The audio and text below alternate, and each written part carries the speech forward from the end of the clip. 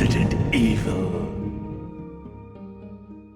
Resident Evil, a world-famous franchise. But if I ask you, what do you think of when you hear the word Resident Evil? Turns out there are two very different answers. One person will tell you that they remember a creeping unease, a certain kind of silence that somehow can be heard, a fear that does not need a monster to feel real.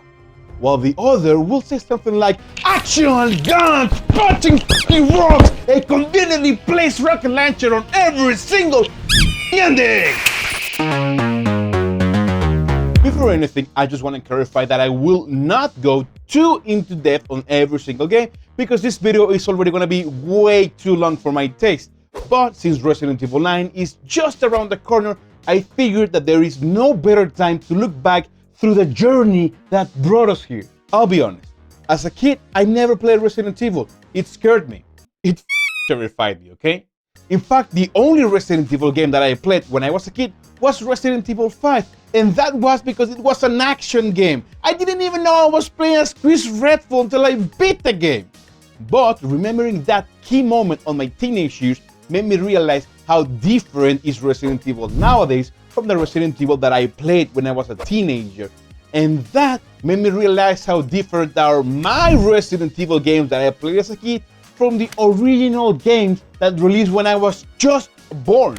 My trilogy was the odd one out because both the new games and the original game both emphasized keeping a slow pace, maintaining terror and unease. They were 100% a horror game.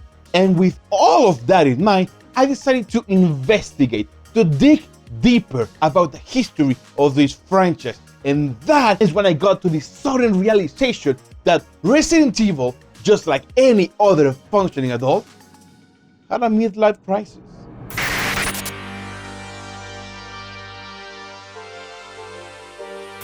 Before we go in too deep, we need to define what is survival horror. Because, as I made it clear at the beginning of the video, Resident Evil is a horror game at its core. Survival horror is the result of blending both the action and horror genre, and it's defined by some very clear elements. Borrowing set elements from action-adventure games, survival horror focuses on the player vulnerability, rewarding careful resource management and forcing tactical decisions about when to engage and when to avoid. This is when limited item usage comes into play. If the player cannot find enough bullets or weapons to eliminate all of the enemies on the game, they are forced to make difficult decisions on every single encounter, especially in important moments like boss fights. Backtracking also reinforces the mechanics of the survival horror game. Knowing that you will eventually have to revisit this area really makes you think if an encounter, if combat is necessary or not. But it also helps making you way more familiar with the map way faster. Because the more you explore, the more you are prepared for the next obstacle the game throws at you. And that is when inventory management becomes essential. Knowing what to carry and when can prevent you from making unnecessary trips back from point A to point B while you're still carrying that key item to solve a puzzle. All of these elements combine to make the perfect survival horror loop. Tense, strategic, and incredibly immersive. And the game that literally did this first was Resident Evil.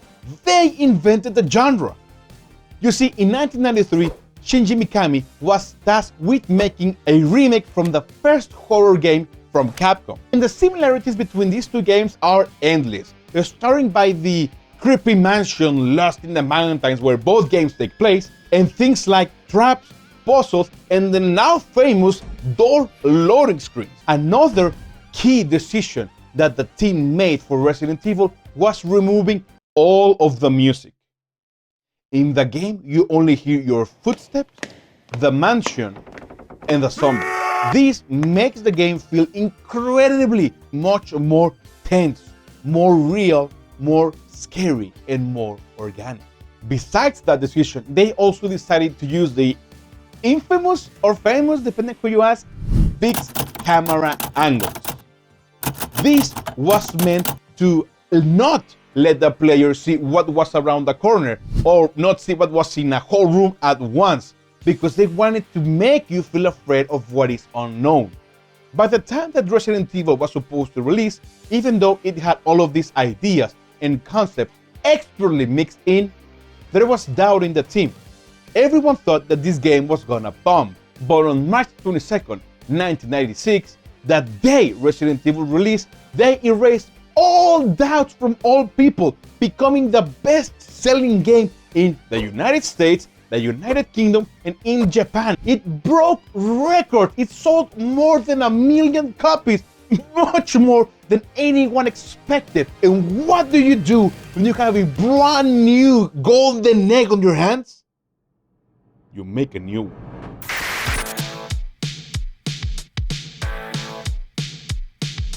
It's not often that a 20-year-old game is remembered as a gem of the genre, much less that its sequel is equally acclaimed. But that is exactly what happened with Resident Evil 2. While Resident Evil 1 is considered the better and scarier game, it's hard to deny that Resident Evil 2 took everything that made the first one work and made it even better. Resident Evil 2 decided to take risks and prove that the survival horror creation wasn't just a fluke, a coincidence. They changed the abandoned mansion setting to the abandoned streets of Raccoon City. But their strategy was to connect all the streets together, creating a natural environment for exploration while still making you feel claustrophobic and trapped. In addition to this, Resident Evil 2 took advantage of the system on which it was played. First of all, they tightened up the tank controllers, which I understand they still feel pretty clunky by today's standards, but you gotta understand, for those days, it was revolutionary how good they were. Besides, this sequel added another few things. For example, the main characters, Leon Kennedy and Claire Redfield, Chris's sister from the first game. Another improvement was Mr. X, an enemy that would chase you around the whole game to keep you tense and scared. Oh, and the infamous leakers, which honestly I just prefer to avoid altogether. But aside from that, Resident Evil 2 is still the same game as Resident Evil 1. It has the same fixed camera angles, the same inventory, the same weapons, pretty much the same enemies as well, with Mr. X and the leakers being a notable difference. But that said, Resident Evil 2 was received even better than the first game, selling over 4 million copies. And thanks to all of that, production on Resident Evil 3 started just 2 months after the release of Resident Evil 2. Just a year later, we finally received Resident Evil 3, with the most noticeable change being the amount of zombies showing up on screen, having up to 7 zombies at a time, which again, I understand doesn't sound like a lot, but using the correct fixed camera angles, it really makes it look and feel like an endless wave of zombies. They also added a lot of explosive items and a lot more bullets and a lot more guns, starting to mark a departure from the survival horror genre. Also, instead of a walking Mr. X, they added a sprinting nemesis, and I gotta tell you, that shit me out through my playthrough, okay? It made me jump. Thank God for the Dutch button. The game also looks better than ever, with the most detailed render backgrounds we have ever seen on the series. The main character, Jill Valentine, they brought her back from Resident Evil 1, making longtime fans of the series really excited about this game's story. In fact, Resident Evil 3 can be summarized as a success. It really took what made RE1 into a success and improved upon it. It was received amazingly by the fans. So what was the problem here? The devs. The developers felt stuck, creatively dead. They felt like they've been doing the same game over and over again for the last 7 years.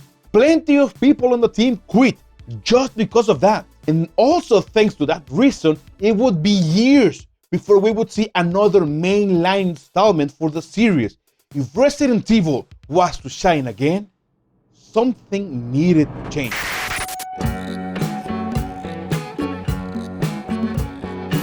Capcom was dealing with a lot of issues after the release of Resident Evil 3. Things like formula fatigue, unequal quality between games, the fact that the survival horror niche was disappearing, the fact that the Western action game niche was gaining way too much popularity, and way too many experimental spin-off games. The issue was not that Capcom was running out of ideas, they had way too many with no actual direction.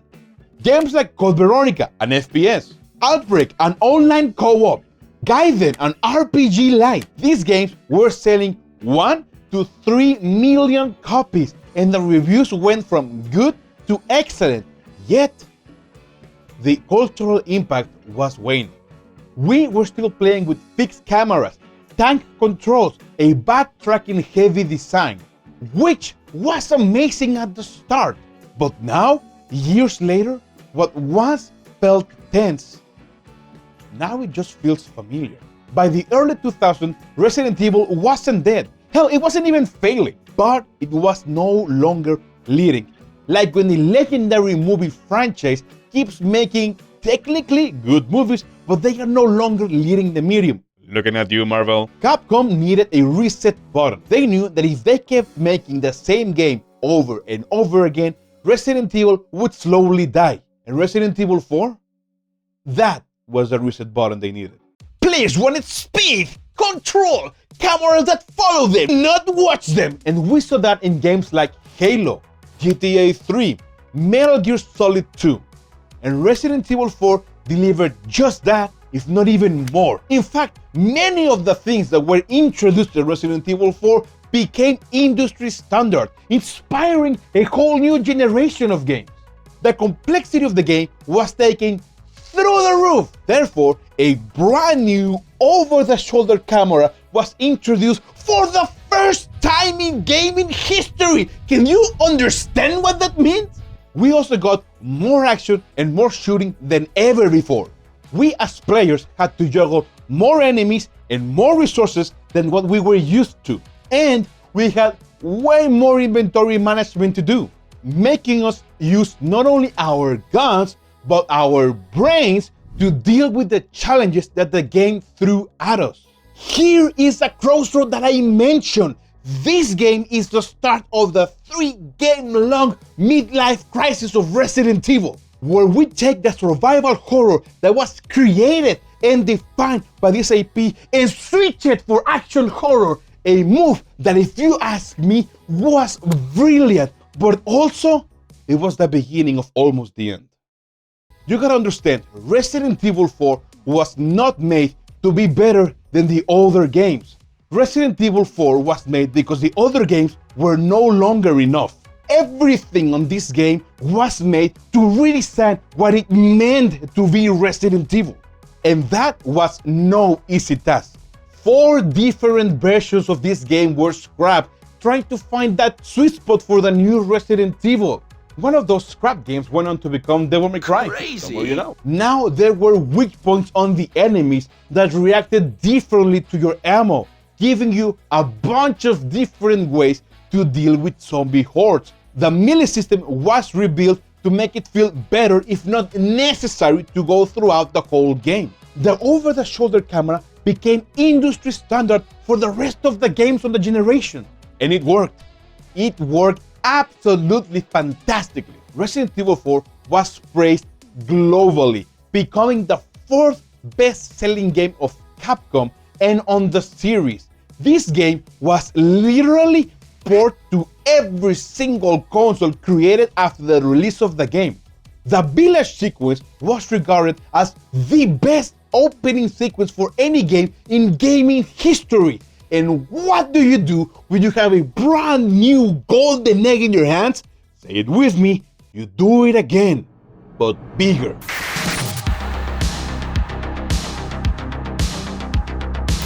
We are now stepping into a bit of a weird place, a bit of an uncanny valley, if you will, because on one hand, we have 2 of the best-selling Resident Evil games, especially Resident Evil 5, which became the best-selling game for the franchise until Resident Evil 7 and Resident Evil 2 Remake came along. But at the same time, on the other hand, we have two mainline games that the fans say that you can skip if you want to, because if we are being honest, they don't really matter, like, at all.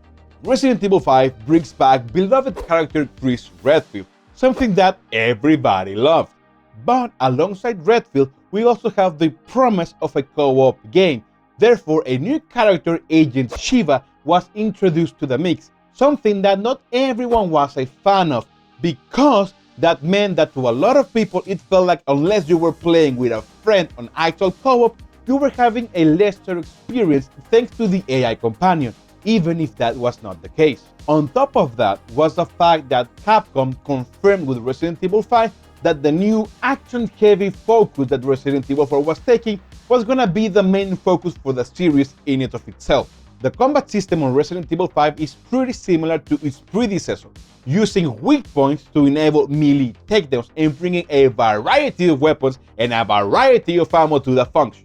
The inventory management was also pretty good, because now you had to decide which character had which items, and that changed even more so depending if you were playing co-op or single player. The main issue here was that in Resident Evil 4, even though you had a lot of weapons to deal with Las Plagas, you also feel dread. You felt uneasy and afraid of what was around the corner. You even checked from time to time on Ashley to see if she was doing fine. Resident Evil 5 is straight up an action movie. There is non-stop combat, explosions, and even vehicle chases.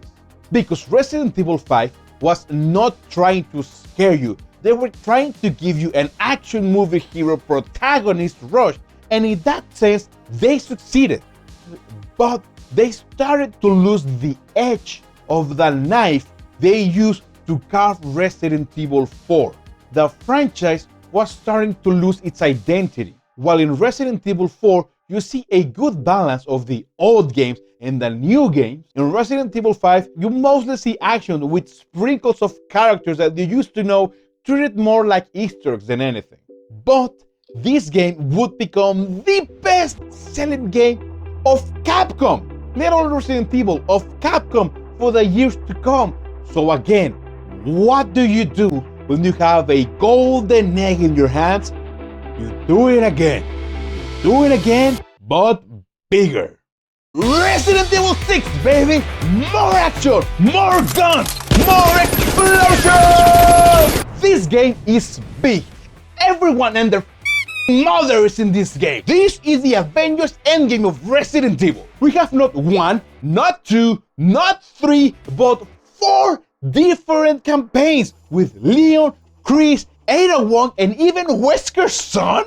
Each of them has their own campaign, and each of them has a gameplay completely different from the others. The suits at Capcom really said, hey, we really went harder than ever before on action and explosions on Resident Evil 5, and it sold amazingly.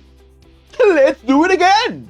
Seriously, this game is set out to make Michael Bay jealous.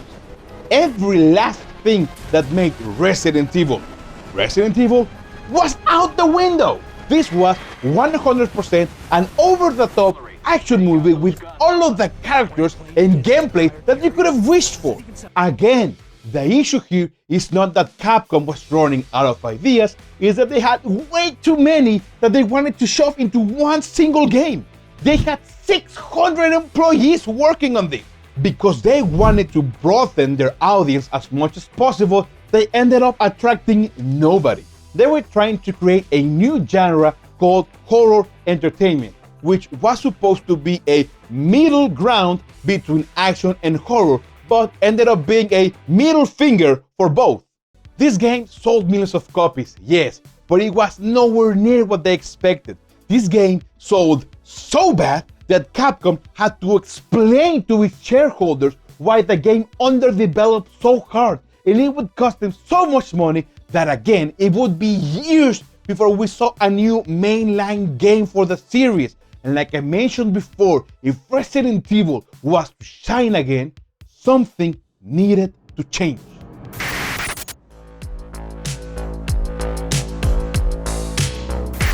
Resident Evil 6 released on 2012, but Resident Evil 7 wouldn't even begin production until the year of 2014. And in that gap, Capcom came to a hard realization.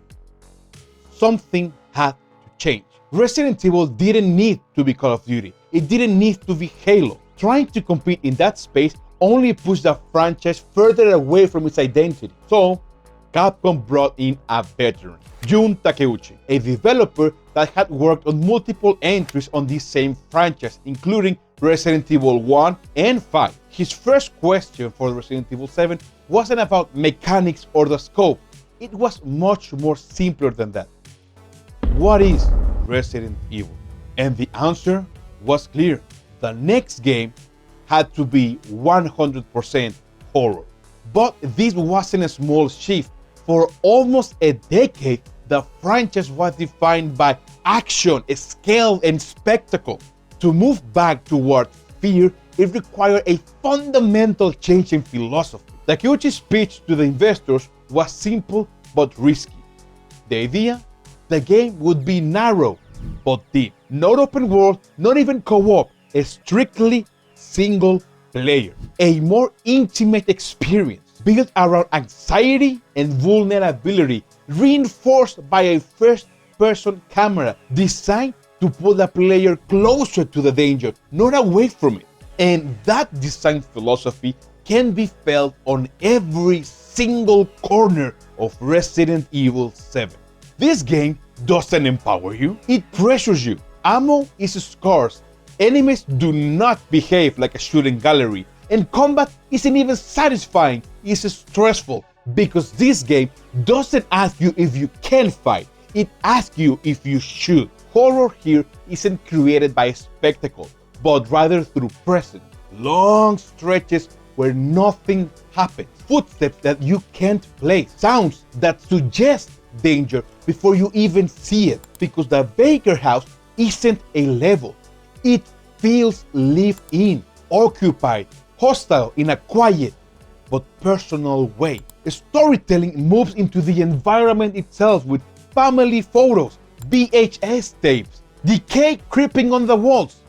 The house feels like it has a history to it, like it's alive, and like you are trespassing on it. Even body horror returns to the game, and I wouldn't say subtly. You lose a hand before the 10-minute mark is reached in the game. Regeneration is slow and disturbing. Ethan's body is treated as something fragile and unreliable. And speaking of Ethan Winters, his introduction is crucial because for the first time in years, the protagonist of Resident Evil isn't cool or trained or an action hero. Ethan and Mia Winters are deliberately ordinary because, as the devs themselves put it, Leon, Chris, Ada, and the rest of the cast are too cool to be afraid.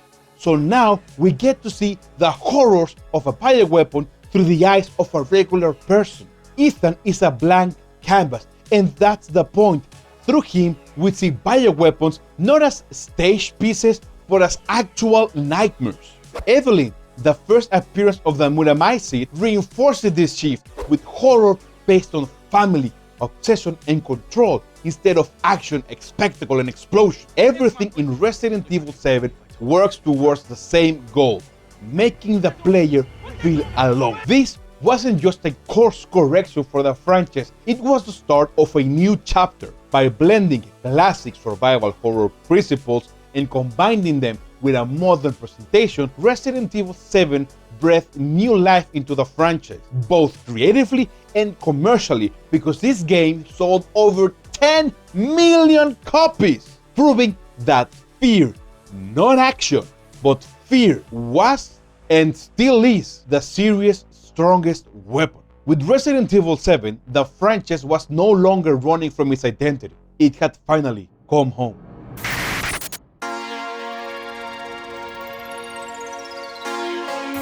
Resident Evil 7 didn't just revive the franchise, it gave it a completely new language. And now, Resident Evil Village had the hardest task possible, continuing that conversation without repeating itself. Village immediately signals continuity. The first-person perspective returns, Ethan Winter is still our anchor, and once again, the story is deeply personal, driven by loss, family, and obsession instead of a world-ending catastrophe. But where Resident Evil 7 is claustrophobic, Resident Evil 8 is theatrical. The game expands outward, larger environments, bigger enemy variety, more constant combat. This shift is both Village's greatest strength and its biggest risk. Mechanically, the game is more confident. The gunplay feels tighter. Enemy encounters become more readable and the pacing is more varied, constantly moving the player between tension, release, and escalation. But with that confidence comes familiarity. Village gives the player more tools, more upgrades, and more ammunition. At times, this fear gives way to mastery. The anxiety that defined Resident Evil 7 doesn't always survive prolonged combat. And yet, Village never forget what Resident Evil 7 taught. This becomes clearest in moments where the game strips away power, like in House Beneviento. No weapons, no upgrades, no combat, just vulnerability. But what ultimately holds the experience together, it's Ethan himself. Unlike the heroes of the action era, Ethan remains vulnerable, both physically and emotionally. He is still reacting, still suffering, still afraid. The story doesn't ask him to become a hero, it asks him to endure. And through him, Village preserves the soul that Resident Evil 7 rediscovered. Looking back at Resident Evil, what stands out to me isn't how much it changed, but how often it was willing to question itself.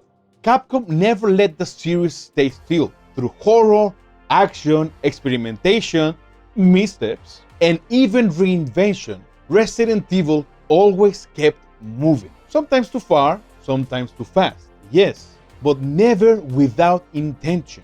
And maybe that's the real lesson here. Change isn't about abandoning who you were. And yes, maybe we all have a quarter-life crisis that feels like a midlife crisis and we start doing stupid shit like starting a YouTube channel with zero time to keep it consistent, but whatever, what am I even talking about? Resident Evil tried to be louder, bigger, more spectacular, but time and time again, it returned to the same place. Fear, vulnerability, and the feeling of being alone against something that you don't fully understand. That is where Resident Evil feels more like Resident Evil. And in the end, even if it was a wild but a spectacular midlife crisis, that wasn't a failure of experimentation. It's proof that the series always knew where home was. Thank you for watching.